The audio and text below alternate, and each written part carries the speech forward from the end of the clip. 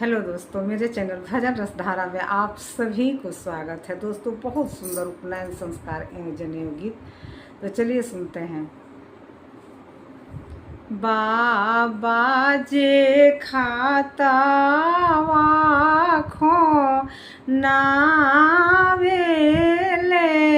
मोतिया बो आवेले, पापा जे खाता खो नावेले मोतिया बो वावेले, आरे कमनी फुआ के पोसल मेरी गावत मोती हमारे चरेल, आरे कमनी दीदी के पोसल मेरी गावत मोती हमारे चरेल,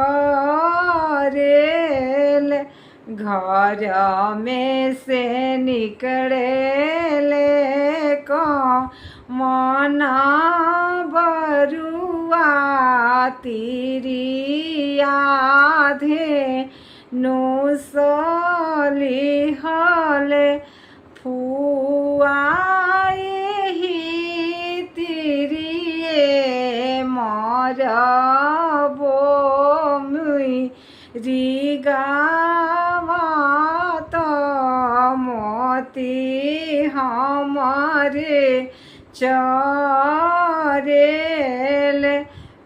दीदी ही तिरिए मरबो मेरी गावत मोती हमारे चरेल, घर में से निकलेली कमनी फुआ न झहन करे, बरुआ तहरा फूफा के दुलारल मेरी गावा जानी मारहूँ, बरुआ तहरा जीजा के दुलारल मेरी गावा जानी मारहूँ, घर में से निकलेली सब फुआ लोग न झहन कर, बरुआ तहरा फूफा जी के पोसल मेरी गावा